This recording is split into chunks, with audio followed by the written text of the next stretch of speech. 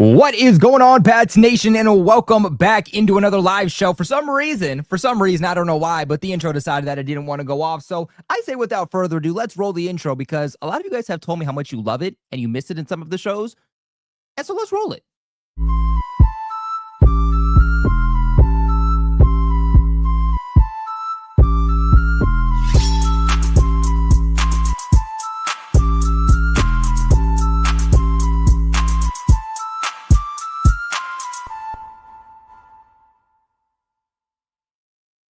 It doesn't get better than a live show, baby. You know what? Because in pre-recorded, edited videos, you guys do not get stuff like that. You want to know the real unfiltered Colby? Well, you know what? You guys are officially getting it. But you guys, tomorrow is the trade deadline, okay? 4 p.m. Eastern means all moves for the remainder of 2025 have to be made. This is where I feel like we really figure out who teams are, because teams will tell you what they think of themselves by if they are buying to go all in, or if they are selling, trying to get extra draft capital, and they're officially looking on to 2026. Now, some teams will do both. That's what I expect the Patriots to do. But for the most part, you kind of get an idea on what teams are expected to be as we inch closer and closer into the playoff picture. Now, I will be live on Bleacher Report tomorrow at around 11:30 a.m. Eastern, with Dan Mitchell, with the rest of the AFC East Roundtable crew, Richie, TD, breaking down all of the moves that happen in real time about the NFL trade deadline, not just for the Patriots, not just for the AFC East, but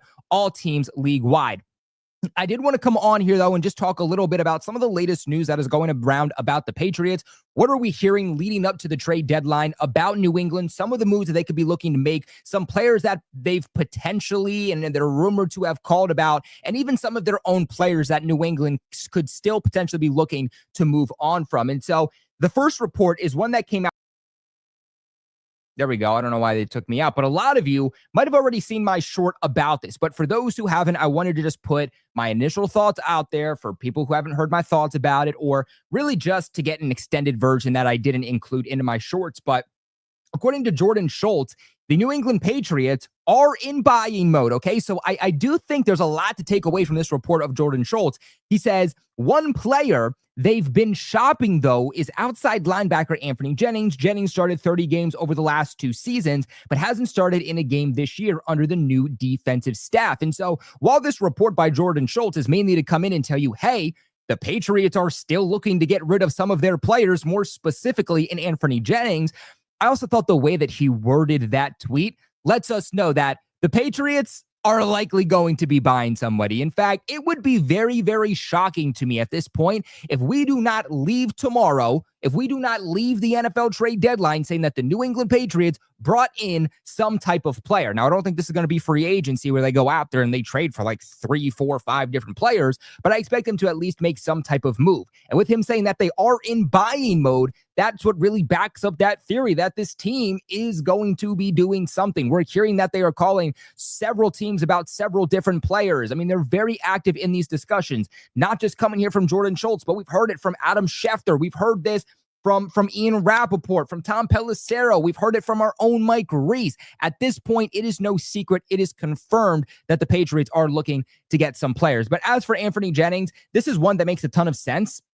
This is a guy that I told you guys even before the start of this season, do not be surprised if the Patriots keep him on the active roster, but they trade him at the trade deadline. I said the same thing with Kyle Duggar. He ultimately ended up being traded. I said a few weeks ago that Keion White is a guy that you guys should look to ultimately end up be traded at the trade deadline. That's what happened. And I think it really just depends what the offer is for Jennings, because I think at this point, the Patriots will take anything for Anfernee Jennings. They don't care if it's a bag of chips. They don't care if it's a 2027 draft pick. They will take it. The question's going to be not, are the Patriots willing to move on from Jennings, but the question is going to be, will there be any type of team that is willing to call them for him? Now, I don't think that this is going to be a situation where you get rid of Anfernee Jennings and you're getting the same thing you did for Keion White and Kyle Duggar, where it's a swap pick of a 6th and 7th round pick. Why do I not think they're going to do that? Because the Patriots don't have any 7th round picks left. So with that being said, there's a couple scenarios that I could see happening with Anfernee Jennings if he is dealt. This could be another a pick swap where it is the Patriots get a 5th round pick and the opposing team is getting Anfernee Jennings and a 6th round pick. Maybe the Patriots just get a 6th round pick or a 7th round pick straight up for Anfernee Jennings, or maybe there's a world in which they ship off Anfernee Jennings, but like I said earlier, it's for draft capital in 2027 and not in 2026, where the Patriots maybe get a 7th round draft pick in 2026, or excuse me, 2027, and that's what you're getting. You're not shipping off these players for good draft capital. You're shipping off these players because they don't fit your system. You want to give them another chance. You want to get their contracts off the book, and you just want to surround this system with players that make sense for this organization. The truth is that Kyle Duggar didn't make sense for the organization. They want their safeties to play deep. Kyle Duggar is a box safety who plays very athletically close to the line of scrimmage. They got rid of him. Keion White, looking absolutely terrible for this team so far this season. Why? Because he's very good in the interior of the D-line. Patriots are stacked there. They need pure edge rushers. Keion White has been struggling there. Doesn't fit the system. What do? They get him out. Anfernee Jennings, he's not talking. He's not asking to be traded. He's coming in. He's doing his job. Dealt with some injuries at times, but has also been a healthy scratch at times this season. He only has 1 sack on the year, and that came against Cleveland last week. Anfernee Jennings has never eclipsed 3 sacks or more on a season since being drafted by the Patriots in 2020. So he, again, does not fit this system of defensive linemen that can get to the quarterback and just put some type of pressure on the quarterback. Anfernee Jennings is someone who comes in, he sets the edge to stop the run, and that's it. Anfernee Jennings is one of the best edge defenders in the NFL at stopping the run. In fact, no, let's give Anfernee Jennings the respect he deserves. Anfernee Jennings is one of the best run defenders in all of football. And that's great when you had Bill Belichick here. But unfortunately, it doesn't matter for a team that doesn't want their defensive lineman or doesn't ask their defensive lineman to be the main priority in stopping the run. If you can't rush the passer and you play anywhere on the defensive line under Mike Vrabel, you're not going to be here. And so look for Anfernee Jennings as a potential trade piece when tomorrow comes. And to be completely honest with you guys, if we get to tomorrow and Anfernee Jennings is not traded, it's because he didn't have interest league-wide. It's not because the Patriots didn't want to trade him. It's because they quite literally did not get an offer. And so I fully expect that if they don't trade him tomorrow, Anfernee Jennings in the offseason is going to be someone that's cut. It's just the fact. The Anfernee Jennings time in New England is coming to an end, and one way or another, he will not be on this team come the 2026 season.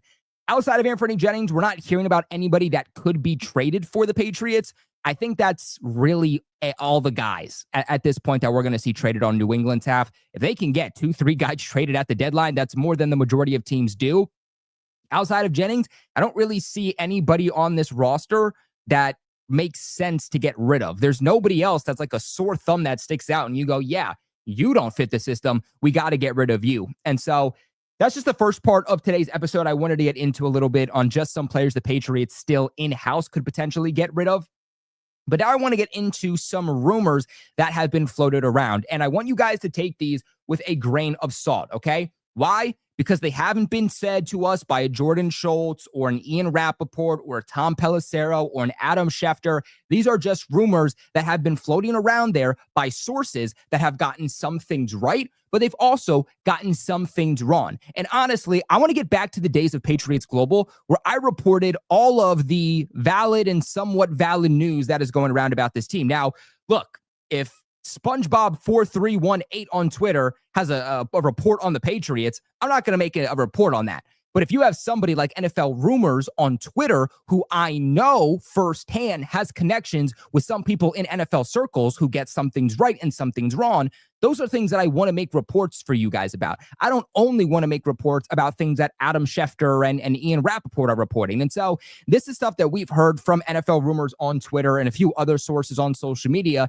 that the New England Patriots have called about Chuba Hubbard, the running back there for the Carolina Panthers, and Tony Pollard, the running back of the Tennessee Titans. Now, obviously, Chuba Hubbard is a guy the Patriots do have experience with. They played him just a couple of weeks ago when the Patriots blew out the Carolina Panthers. Why would Carolina look to move on from a guy that they gave a contract extension to just last year? And that's because of Rico Dowdle. Rico Dowdle is the number one running back there. When they tried to have a split backfield last week when it was Carolina and Buffalo, it didn't work out.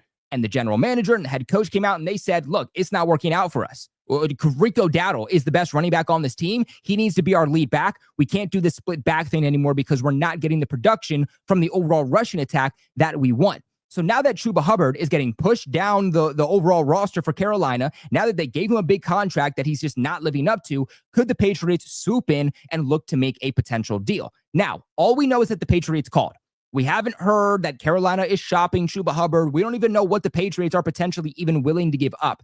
Now, me personally, I would be willing to give up at the very most a third-round pick. And some of you might even be listening to that and saying, wow, a third-round pick when you have Ramondre Stevenson, Antonio Gibson, and you just use a second-round pick on Trayvon Henderson. It's because I'm focused here on 2025. And Chuba Hubbard is a guy that fits the category of helps you in 2025 and beyond. Because all the reports we've heard about the Patriots at the trade deadline are solely the fact that they are not going to bring in a guy that is, 30, 31, 32. They're not going to bring in a guy that's on a one-year rental. This team wants a guy that is going to help them right now, but is also going to help them long-term, and that's exactly what Chuba Hubbard could be. He does fit in that category. And if we get into the offseason and we're like, wow, Chuba Hubbard's actually playing really, really well, maybe you move on from Ramondre Stevenson. Maybe you move on from Antonio Gibson if Chuba Hubbard proves that he can be one of the best backs in your backfield. But guys, this is not a Patriots team that's looking to the offseason halfway through the season. No. This is a Patriots team that is competing for the AFC East. This is the Patriots team that's competing for the AFC. This is a Patriots team that we expect to go to the playoffs. And so the focus right now should be making the team as best as possible, not just this year, but also for the future, but making this team especially as best as possible right now so that this team can go as far as possible in the postseason and isn't just a first-round exit that gets blown out in round one of the playoffs like we did in 2021. That's definitely not what you want. But looking at some of Chuba Hubbard's numbers here real quick, actually share my screen here with you guys. You guys can follow along. It makes it a little easier. So, his breakout season really came last year, and I think that's one of the big things with Chuba Hubbard that you look at is, well, if you're the Patriots and you're looking to potentially bring him in, he really only has 1 year of production. He really only has 1 year when he went off. And so far this season, dealt with some injuries, which is why he's been as limited as he has. Overall grade, according to PFF, of 67.8. That ranks 32 out of 48 running backs. Not much in the receiving game. That's just not what Tony Pollard is going, Chuba Hubbard is going to offer you. But an overall receiving grade of 61.4. That ranks 22nd out of 48 running backs. And a rushing grade of 71.1. That ranks 30th out of 48 qualifying running backs. He has 79 carries on the season for 282 yards, 1 rushing touchdown, and he's averaging a really, really rough 3.6 yards per carry. In fact, I want to change what I said earlier. Looking at these numbers, if the Patriots give up a third-round pick, I think they're giving up too much. Given these numbers, given the contract, football's what have you done for me lately, the most I would give up at this point for Chuba Hubbard is a 4th-round draft pick. He's only had 3 explosive runs so far this season. An explosive run is categorized as a run of 10 or more yards. 0 fumbles, though, on the season. 8 forced missed tackles. Again, something that you do have to remember, too, is that this is in limited capacity. He hasn't started a whole season due to injuries, but this is one of the guys that we are hearing the Patriots could potentially look at. And I think if you're a Patriots fan and you're looking at this running back core, you're saying, why are we already looking at running back? It's frustrating. Like, let's call it like it is. It's frustrating to be a Patriots fan and say all eyes are on running back yet again. How much assets have we put into running back over the last few years? The extension to Ramondre, picking up Antonio Gibson in free agency, a 2nd-round pick on Trayvon Henderson. And we're at the trade deadline saying, oh, shoot, we have to get a pretty decent named running back to try and help this core. But that's what this team needs. Because, yes, the passing attack has really held the Patriots above water so far this season, but we are seeing the recipe on how you can take advantage of the Patriots. We saw it against Cleveland. We saw it this past week against Atlanta, that if you have a good secondary and you can put the pass rush on Drake Maye is going to be forced to hang on to the ball for a little bit longer. And that's going to force Drake Maye to get a little bit skitty in the pocket. It's going to speed up his internal clock. He's going to be forced to turn the football over a few times. And when you start playing better, well-rounded teams, they're going to take advantage of that better than Cleveland and Atlanta were able to do over the last 2 weeks. It's also going to start getting really, really cold. And guess what? It gets damn cold in Foxborough. When it gets really cold out, you don't want your quarterback, you don't want your offense passing the ball 40 plus times. It's just not a recipe for success. And so you're going to need a rush attack. And even then, the Patriots need to improve their rush attack to be a well-rounded, multi-dimensional offense. Right now, they don't have that. Right now, they're getting the bare minimum. Right now, they're getting a running back that's rushing for 50 or 60 yards in a game and is averaging anywhere from 3.7 to 4 yards per carry. But we don't have a running back core to where we say if we face a defense that is one of the worst rush defenses in the league, but they have a good secondary, then we're just going to run the ball against them and pass the ball very minusculely throughout the game. Essentially, we're going to run the football in this game down their throats, and that's how we're going to win this game. The Patriots don't have that ability yet. But you need that ability to win playoff games. You need that ability to go to the Super Bowl. I mean, everybody wants to talk about how Drake Maye is very similar to Josh Allen. Well, if you look at Josh Allen really became a different quarterback when James Cook got into the mix, when they gave him an actual running back that he could rely on to take some of the pressure off of him, to take some of the pressure off of the overall passing game. Let's not forget, too, that having a good rush attack also opens up the RPO game, which Drake Maye excels in, which is what this offensive personnel excels in. So if the Patriots can somehow be at the trade deadline, pick up a running back that can help improve this overall rushing attack, that is going to help this team in several different aspects. Now, like I said earlier, the other side of this is that the Patriots are rumored to have contacted the Tennessee Titans about Tony Pollard. Given the fact that the Tennessee Titans are, there's no nice way to put this, a horrific football team with an interim head coach and a backup offensive line coach, they're rebuilding. And they're going to be looking to get as much assets as they possibly can. And Tony Pollard isn't a guy that's really going to be, a part of that team moving forward. They got Tajay Spears who can, take the bulk of those carries for the remainder of 2025, and they can refigure out that situation in 2026. Obviously, Mike Vrabel has some experience there with Tony Pollard. And, don't get me wrong, Pollard is not the guy that he once was when he was a part of the Dallas Cowboys, but Pollard can be a very good running back. And if I want to be completely honest with you guys, who do I prefer? Would I prefer Tony Pollard more? Would I prefer Chuba Hubbard more? I actually prefer the guy that's going to be more well-rounded, because the guy that's more well-rounded in this Josh McDaniels system, they're going to be utilized more. And if I'm giving up a 4th, a 5th round draft pick, maybe even a 3rd, I want a guy who's going to help me and be multidimensional, not a guy who's just going to run the football and that's going to be quite literally it. Tony Pollard, believe it or not, he's only 28 years old. He can come in and he can get it going for you on the ground game. He can be a guy who picks up the blitz protection. He can be a guy who helps you in the receiving game. Looking at his numbers so far this season, let me share my screen here with you guys again.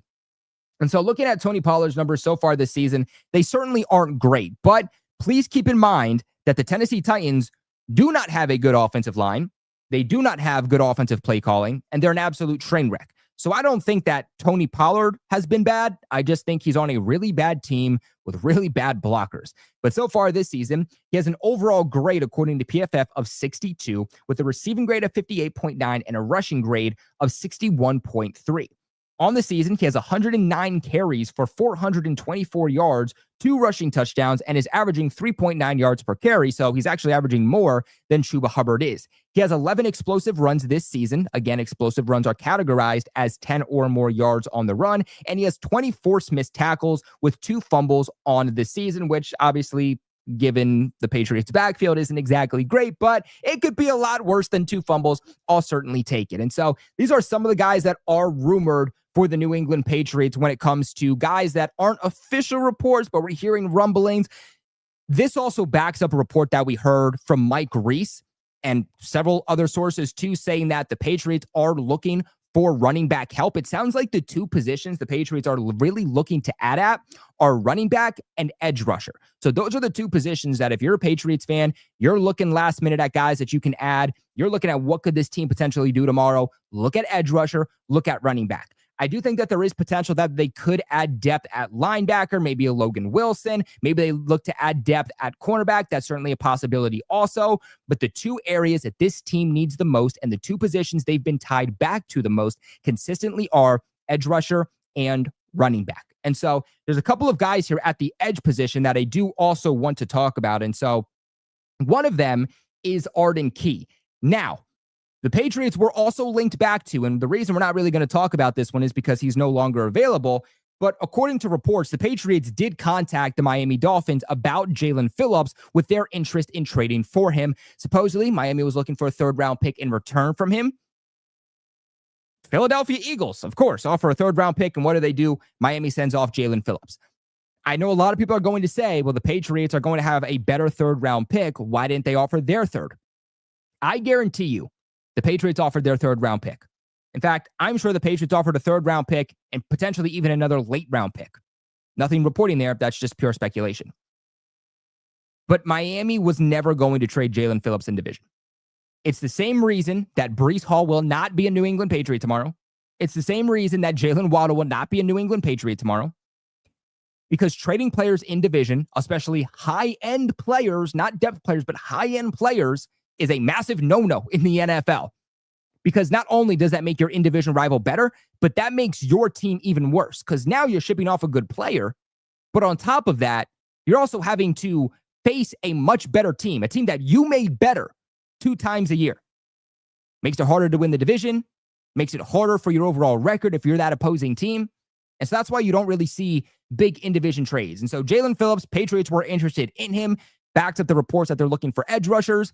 Ultimately, he's a Philadelphia Eagle, and he is taken off the board. But if you guys have stuck around the channel here for a while, you would know that about a month and a half ago, I made a short and I made a TikTok and I made an Instagram reel about how Arden Key, for me, was a guy that I wanted to see the Patriots go after. And it feels like ever since that TikTok, Patriots fans have really come around, the Patriots community, the Patriots media. Now everybody's talking about Arden Key, and I'm like, hey, I was first to the party, okay?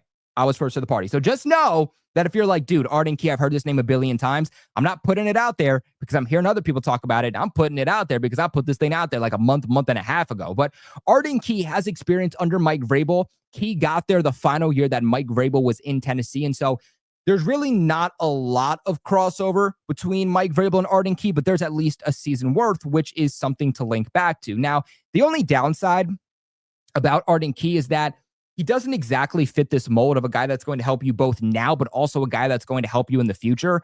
He's 6'5", 240 pounds, so he fits the ideal size of a New England Patriots edge rusher under Vrabel, but he's 29 years old, right? And so with that being said, he's not in his prime. He's in the back end of his career. He feels like a guy that, is mainly here to help you in 2025. Maybe he can help you in 2026, but beyond that, like, this guy's not going to be an answer at edge for you. And so to me, Arden Key is one of those guys who, by the way, he's also dealing with injuries this season.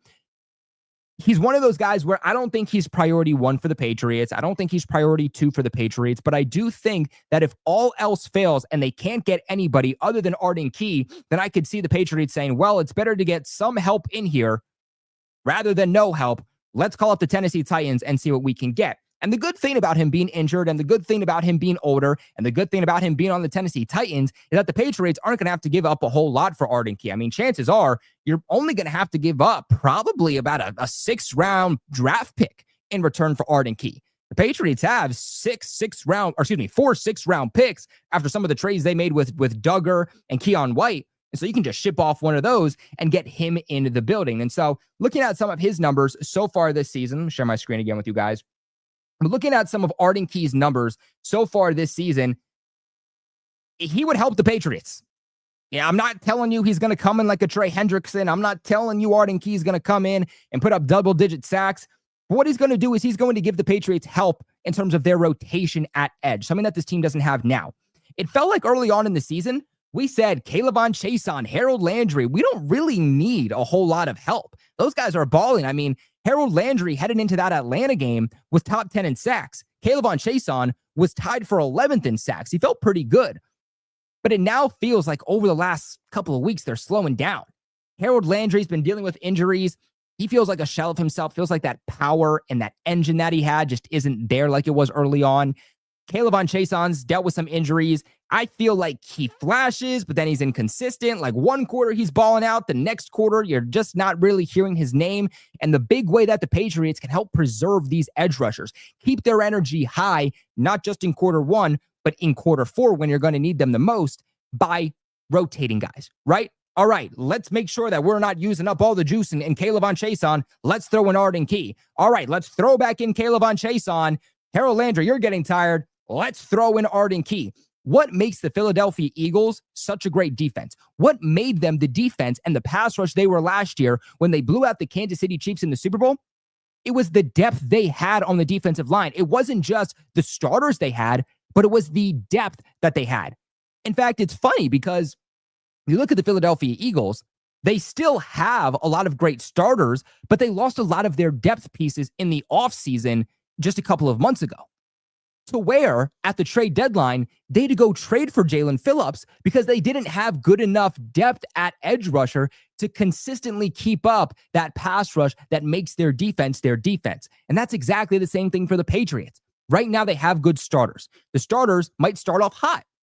But as the season goes along, as the game goes along, if you're playing those guys 70, 80, 90, even 100% of defensive snaps, naturally, they're just going to lose energy and they're not going to have anything left in them. And there's just nobody outside of Landry and Chason that can come in as depth rotational pieces. You bring in Arden Key, it's going to help significantly the entire pass rush in the entire defensive line.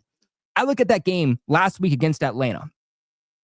The lack of pass rush, in my opinion, wasn't because of Christian Barmore. It wasn't because of Kyrie's Tonga. It wasn't because of Milton Williams, but it was because, quite literally, they didn't have to put any attention off on the edge.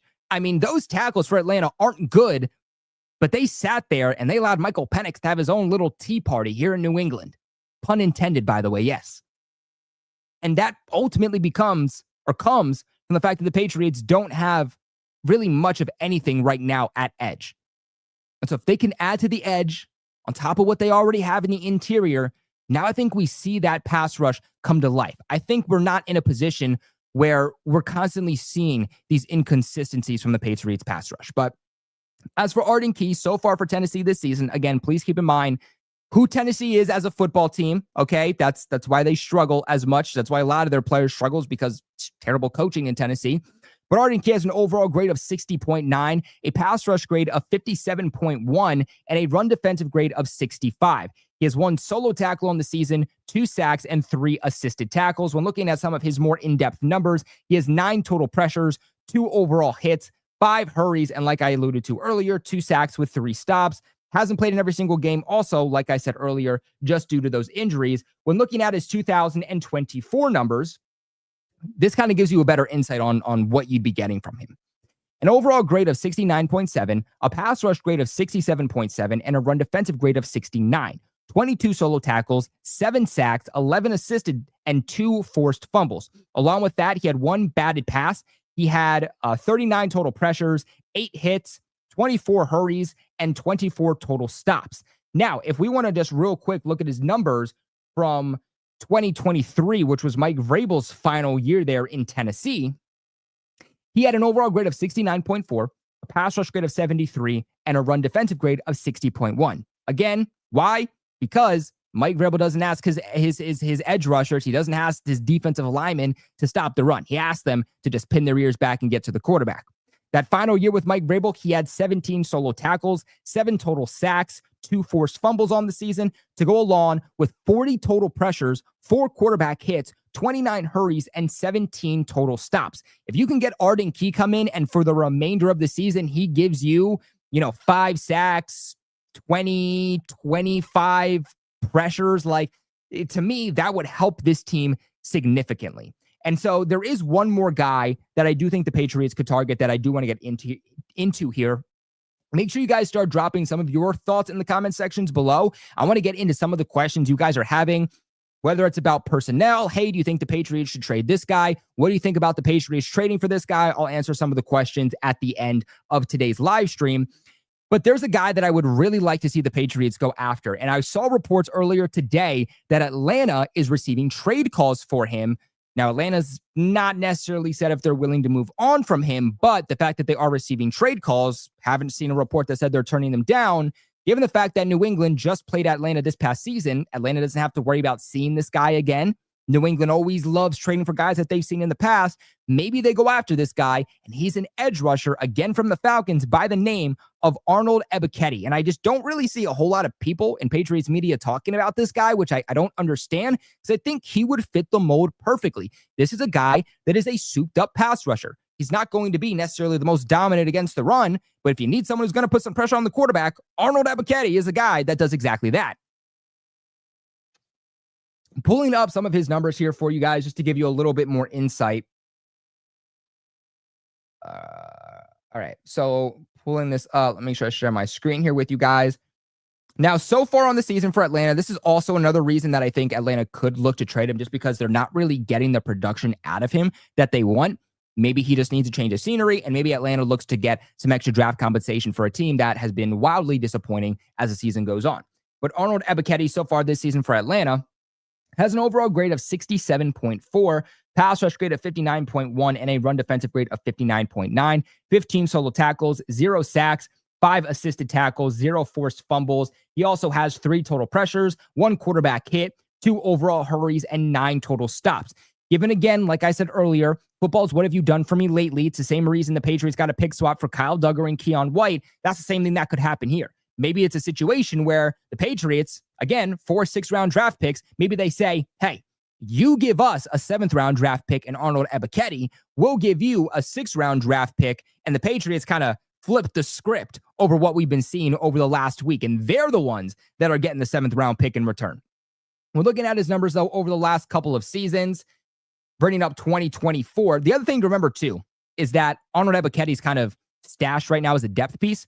They got 2 rookies who are balling there. So that's another reason to keep in mind on maybe why, he's not playing as much. But overall, Arnold Ebiketie in 2024 had an overall grade of 68.2, a pass rush grade of 68.1, and a run defensive grade of 57.5. He had 24 solo tackles. He had 6 sacks on the season, 5 assisted tackles. He had 1 batted pass, 39 pressures, 7 quarterback hits, 26 total hurries, and to go along with his 6 sacks, he had 21 total stops. He's also 26 years old, so Arnold Ebiketie would fit in that mold of this is a guy that can help us right now, but this is also a guy that's in his prime, and he could help us long term. I think if it came down to it, the Patriots would want Arnold Ebiketie probably more than they would want a Arden Key, excuse me.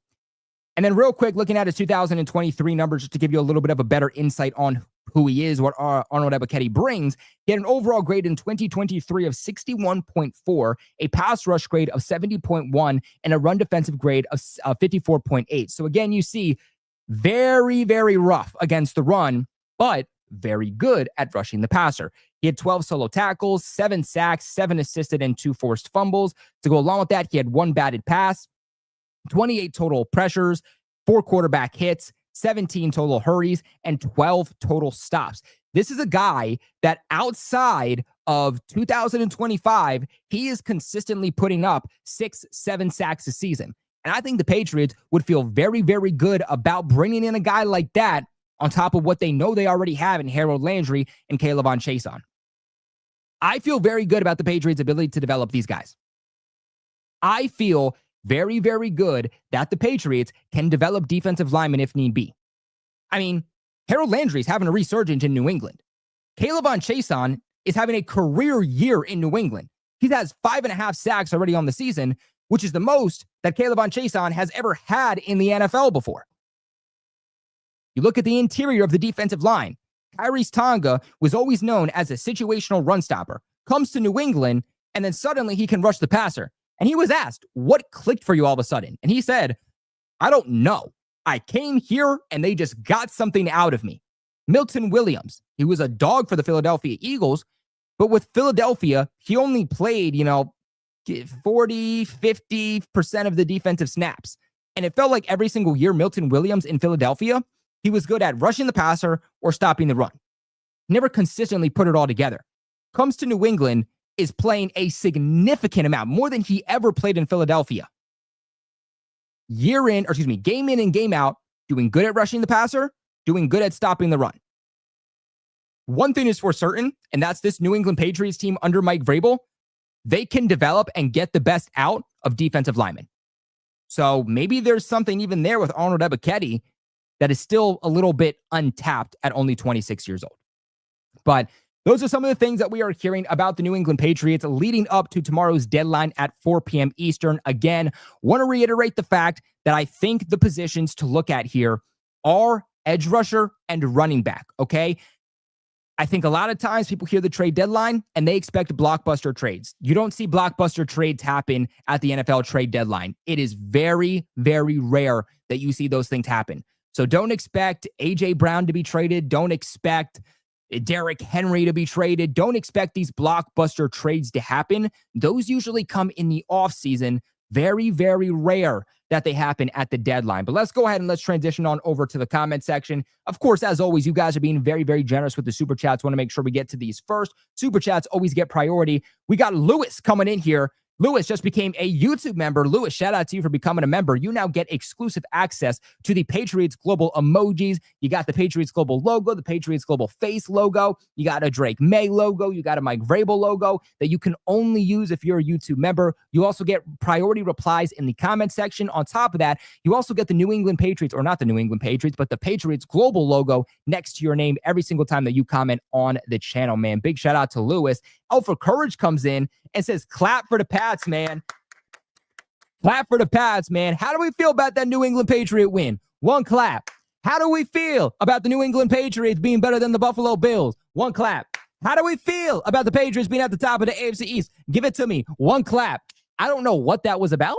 I'm going to be honest with you. I'd never seen Mike Vrabel do this one clap thing in the past, but if that's something new we're doing, I love it. And I will take it 10 out of 10 times. I'm adapting it. I'm adapted onto the channel. Alpha Courage comes in here with a $5 donation and says, good running backs need a great O-line, and our O-line is questionable at best. It's fair. It's fair, right? I mean, to be a good running back, you need good blockers. It's just how it is. A good running back is not going to dodge 5 defenders as soon as the ball touches his hands and think that he's going to turn an 8-yard loss into an 18-yard gain. It's just not realistic. They need blockers up front, and then it's on the running back to hit the proper holes. It's been a little bit of both in New England this year, right? The offensive line has been good at times, but then there's also times where it's on the running backs, like Trey Hendrickson not being patient, not hitting proper holes. And I'll give him credit where it's due. I think he's improved on that over the last 2 weeks. But again, you're also seeing times where there's 3 or 4 free rushers coming through the Patriots O-line completely unblocked, and these ball carriers are being stopped behind the line of scrimmage as soon as the ball touches their hands. And so I don't think all of it is on the running backs for New England, but I do think part of it is on the running backs. And I think you just hope that the personnel, you find creative ways to block it up front for the rest of the season. You can just rely on these veteran running backs to kind of get you to the promised land and just kind of get you to the offseason. And that's where you kind of figure it out. Alpha Courage comes back in with a $5 donation and says, clap for Pats means the Falcons accused us of cheating by clapping during the pre-snap count. I saw that, actually. I did see that, where the Falcons accused the Patriots of cheating, which I guess the Falcons are still stuck on 28-3. So, like, they had to use cheating. Oh, the Patriots clapped, and that's the reason that they cheated. Like no, that's not the reason. It's because you guys are buns. That's quite literally it. Drake London was your only good player during that game. Maybe that's the reason you ultimately ended up losing, but I did hear about that. But what I thought you were referring to was after the Patriots beat Atlanta back in the locker room, Mike Vrabel did this thing where he was like, one clap, and everybody was clapping. So I guess it's something new that they're doing. Hey, I'm for it. I like it. Let's see. Let's look at some of these comments. Let's see if there's any good questions in the chat. No.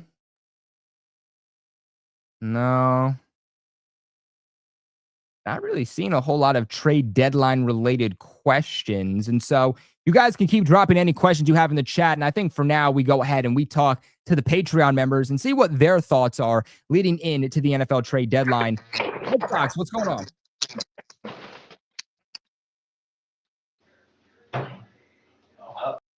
I think Red Sox isn't there. We'll transition on over to DTN. DTN, what's going on? What up, Colby? Sorry that I'm currently live right now, but I'm just paused. But I'm basically discussing the Falcons recap. But yes, at some point throughout the yeah, throughout the show, there's a potential that we can talk about like trade deadlines. Excuse me.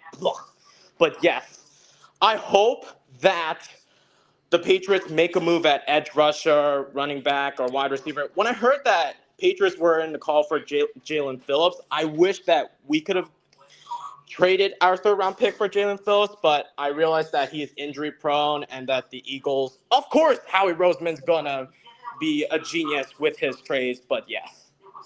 Of course, man. Yeah, I think Jaelan Phillips too is just like, it's the whole in division discussion, right? Like you're never going to trade guys in division. Even when it comes to the draft a couple of years ago, the Patriots wanted to trade back into the 2024 draft at the end of the first round with the Buffalo Bills. The Bills said, yeah, what are you offering? And then they used the Patriots offer as leverage with the Carolina Panthers. And then they were like, yeah, we were never going to actually trade with the Patriots, but they were able to use that as leverage with other teams.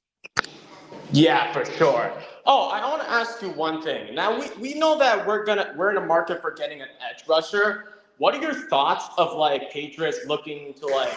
I heard that Draymond Jones is already with the Baltimore Ravens, but what are your thoughts about Patriots maybe looking into BJ Olajari, whatever his last name is, who is with the Cardinals, or maybe like Arden Key, who is with the Titans? Yeah, I wouldn't mind a BJ Ojulari. This was a guy that I've liked in the past, and I've connected him with the Patriots in the past. And so I wouldn't mind him, but he's also not a guy that's really doing a whole lot with his respective teams. And so I guess the discussion would more so come down to what would the Patriots have to give up in order to acquire him. As for Arden Key, yeah, like I said in today's show, like that's a guy that I wouldn't mind the Patriots going after. The relationship is there between Arden Key, the familiarity between Arden Key and Mike Vrabel. So you know he fits in the system. You know that he would be a seamless addition. The only thing is that he's on the back end of his career. He's 29 years old, right? So he's not really a guy that's going to help you now and for the future. He's a guy that can help you for 2025, might not do much for you beyond that. And so I think he's kind of a backup plan, right? And so if you can get other edge rushers that are younger, who are maybe, 25, 26, 27 at the oldest, and you can bring them into the fold, I think they'll prefer those guys before going to Arden Key. So I think Key is just like a backup plan. Also, I just heard some news. Will be the last thing before I have to go back on my channel, but I heard that Asante Samuel Jr. has been cleared through like the process. So what do we do at cornerback? Because it seems like the cornerback room is looking okay, but I'm not going to rely on Gonzo having to handle the number one wide receiver, and we need like other options at cornerback. So what are your thoughts about maybe we can get like Asante Samuel for like a 1-year deal? Yeah, I wouldn't mind Asante Samuel. I like him as a player. I just wouldn't love him here because I know his dad likes to chirp. But in all seriousness, he is a good player, but he's dealt with some pretty serious injuries. And I think that's where the concern comes. I think the Patriots, need at cornerback, if you even want to call it a need, it's really just more so depth at cornerback because Carlton Davis gets shaken up. Christian Gonzalez gets shaken up. I think that's more of the discussion is you want more depth at outside cornerback. Asante Samuel is strictly a slot cornerback. And so again, if he's someone they added in the offseason and they were like, all right, let's see what this guy can do, I wouldn't mind it. I just don't know if he exactly fits the depth the Patriots are looking for in the secondary. I think if you're going to add anybody at that point, like add somebody at safety, add somebody at outside corner, add somebody, depth at linebacker, add on the defensive line before I would go out and get Asante Samuel. There were teams that were reported with interest, and I will say the Patriots were not one of those teams that were reported. The Dolphins are one of the teams, though, that are reported to have interest in Asante Samuel for whatever that's worth. But DTN, my guy, we appreciate you for coming in, even though you're live on your show, man. Yeah, I got to go back to my show where there's going to be wreaking havoc because of Drake Maye's performance from yesterday. But for those who want to check on my show after you're done going live, I'm on Patriots Clubhouse. If you want to see more of my content, please check that channel. And also, me and the boys on Patriots Clubhouse created our very own Discord server. That way because we have a whole collage of like channels that we discuss, whether it's like draft, whether it's like news, discussing with Pats fans. It's going to be a lot of fun if you join the Patriots Clubhouse Discord. And also, if you join the Discord, you are part of like some monthly giveaways, such as like cards and whatnot. Awesome, man. So make sure you guys go ahead and check out DTN. Let's go ahead and let's get into our final Patreon caller here in Red Sox. But before we do that, make sure you guys leave a big like on the live stream. Help support the channel tremendously. We got over 100 of you guys watching right now. In fact, we have over 1,000 of you guys watching total between YouTube and between Twitter. So make sure you guys hit that like button, support your boy. Liking goes such a long way in pushing the channel into the YouTube algorithm, helping more people find the show. So if you guys like it, let's grow that Patriots Global family.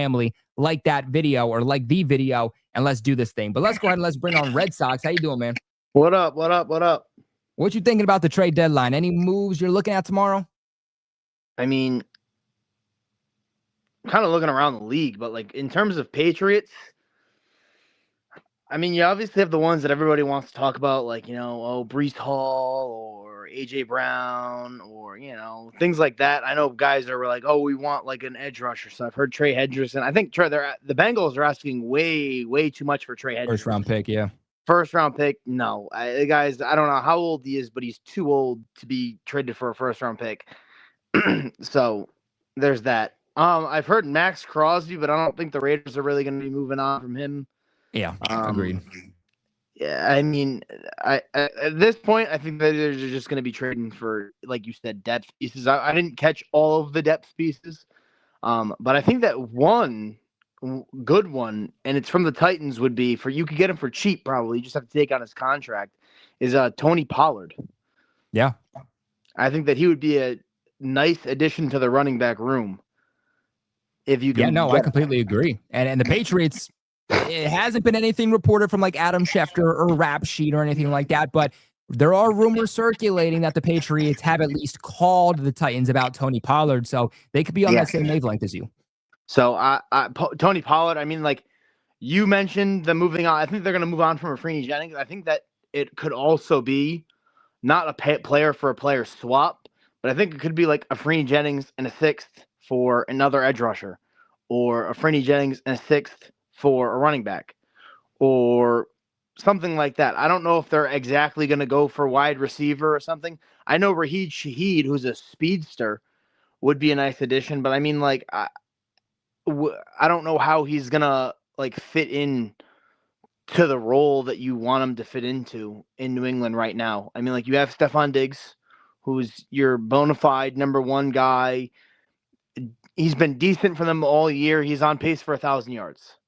Demario Douglas, he's your slot guy who has been also playing very, very well. And then Keion Booty's your number two guy at, on the other side of the outside. And he's also been playing solid. I just don't see where they're going to add in another one of those like players, wide receiver, unless it's going to be like the AJ Brown, where you're going to get the number one guy and you're going to have Stephon Diggs and Keion Booty split snaps and AJ Brown's going to be on the field the entire game. That's the only way if you're trading for depth, you don't really need the depth at wide receiver per se, because you have a lot of guys back. And I mean, unless you're truly trading depth, like, oh, he's a fifth on this team, he's going to be in the number 4 on our team.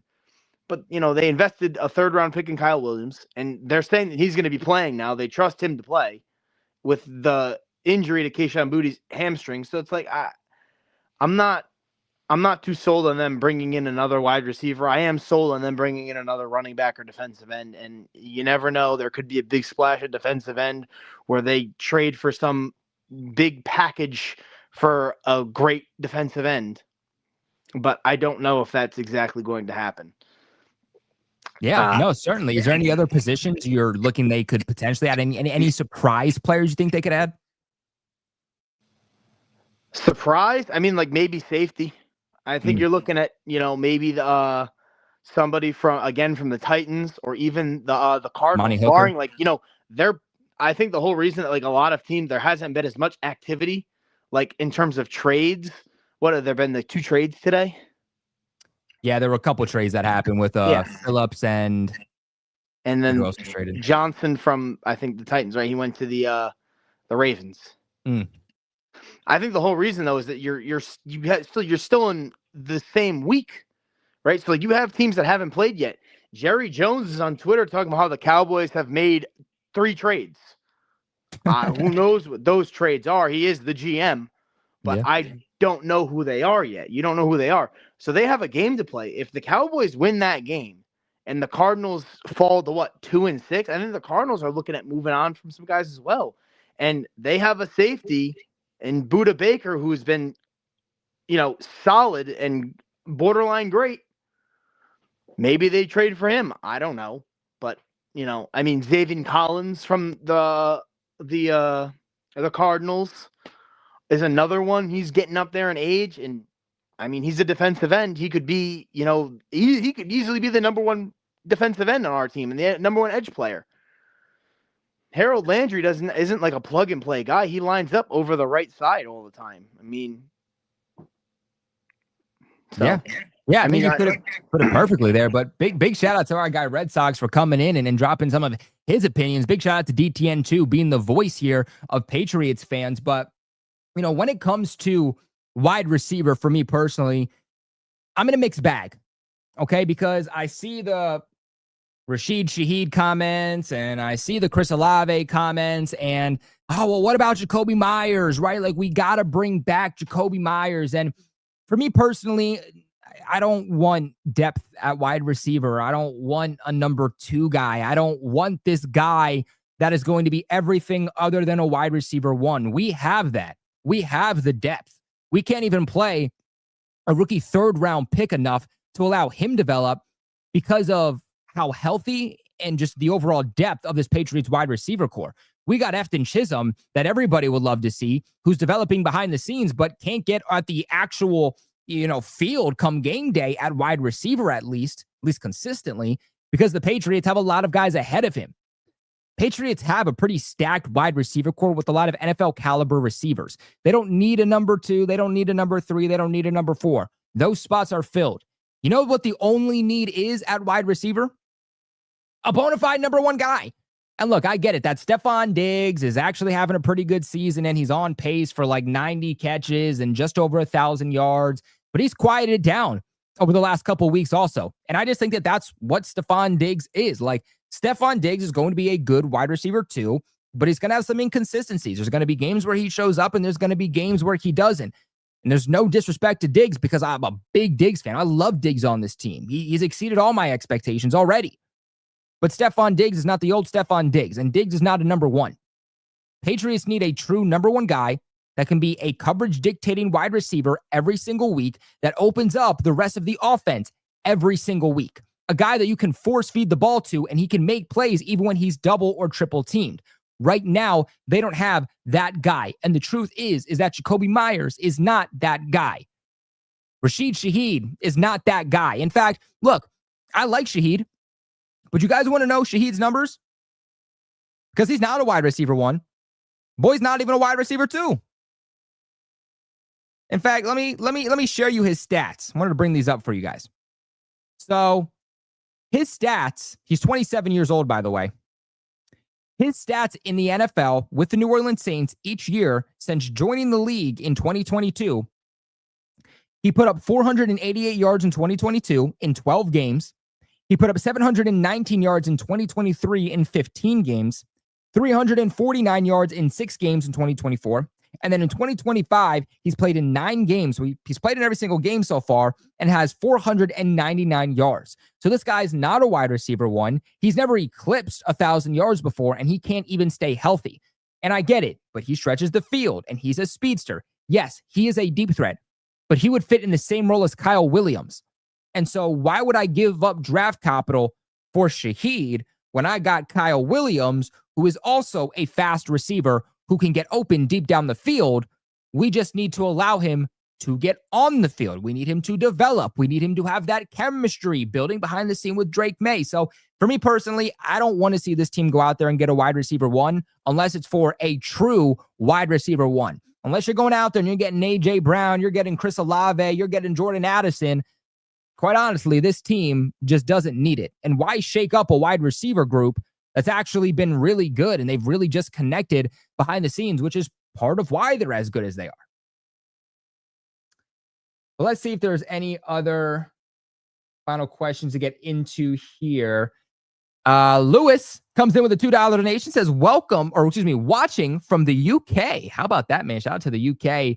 Our needs are edge and running back, in my opinion. Lewis, I absolutely agree with you. I do think that the Patriots' needs are running back and edge rusher. In fact, I'd probably put edge rusher ahead of running back. I think edge rusher is the number one need right now, but I'd put running back, honestly, at number 2. Like, it goes edge rusher, and then it goes running back. Big shout out to Lewis from the UK, man. So a couple of questions up here I want to get into. We have this question. What about Jalen Waddle? A lot of Patriots fans have asked about that one. In-division trades aren't going to happen. Let Jaelan Phillips be that example. Philadelphia sent over a 3rd-round pick. The Patriots' 3rd-round pick is better. I guarantee you the Patriots would have been willing to give up a 3rd-round pick for Jaelan Phillips. Because Jaelan Phillips is better than any 3rd-round guy you're going to get, more likely than not. So why would Miami have turned them down? Because they're an in-division rival. I said this earlier on, too, is that trading a good player, a very good player like Waddle or like Phillips in division, not only does it make your team worse by getting rid of that player, but it also makes your job harder for the next several years because you just made an in-division opponent better. A team that you face twice a year, a team that you're competing with to win the division. That's why you don't see big in-division trades happen. Breece Hall to the New England Patriots, not happening. Waddle to the Patriots, not happening. Same thing with Phillips. When I made a video about the Patriots' interest in him, I said, Patriots can call. They can let it be known that they have interest, but the Dolphins are just going to use that as leverage with other teams. They're not actually going to trade Phillips to the Patriots, and that's exactly what happened. That's exactly what happened.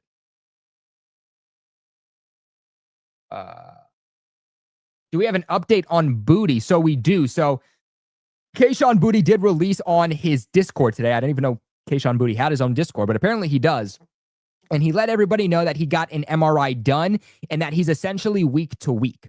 And so he said, and I quote, there is potential that he can play in the game against Tampa, but he's not sure. He said if he can't play against Tampa, he's hoping to be able to play Thursday Night Football against the New York Jets for the rivalry game on a short week for week 11. So nothing serious for Keion Booty. It's not something where you go into the trade deadline and you trade for a wide receiver because Booty's dealing with some type of injury. If he's not back against Tampa, there's at least a good sign that he could be back against the Jets in week 11.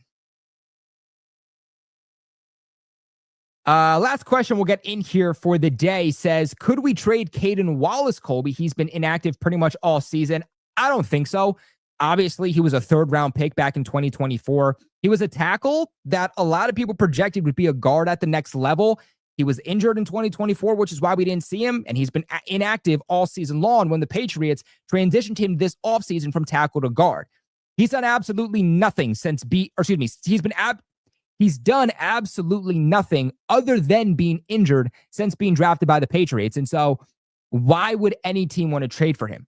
Why would they give up a 6th-round pick? Why would they give up a 7th-round pick for a guy that hasn't even been developed at the same position since being drafted? And so there's more of a chance that that guy gets cut than there is that guy has some type of trade interest from other teams. I think teams would be interested if he was a free agent, but I think if they have to give up anything for Caden Wallace, teams ain't giving up nothing for him. But guys, that is going to wrap it up for today's video. Appreciate all of you that tuned in for a special edition here at Patriots Global, breaking down all of the latest news, rumors, and targets for the Patriots at the NFL trade deadline tomorrow. I will go live as soon as I possibly can tomorrow, but the schedule is going to be a little bit conflicted. I'm hosting on the AFC East, or not the AFC East, but the AFC West and NFC South roundtables tomorrow from 6:30 to 9. And then I'll also be live on Bleacher Report with the AFC East Roundtable crew from 11 a.m. to probably about 1 or 2 p.m., breaking down everything that's happening league-wide at the NFL trade deadline. So a lot of shows tomorrow, but we will do a show, of course, no matter what the New England Patriots do. I think they'll do something, and we'll make sure to make some type of video or live stream about whatever moves they make. So make sure you guys are subscribed, hit that bell notification so that you get notified any single time we post a short, any single time that we post a video, or any single time that we go live so that you guys can get in on the discussion. On your way out, make sure to leave a big like on the video. Help support us tremendously here at Patriots Global. But until next time, appreciate you guys for watching, and go Pats.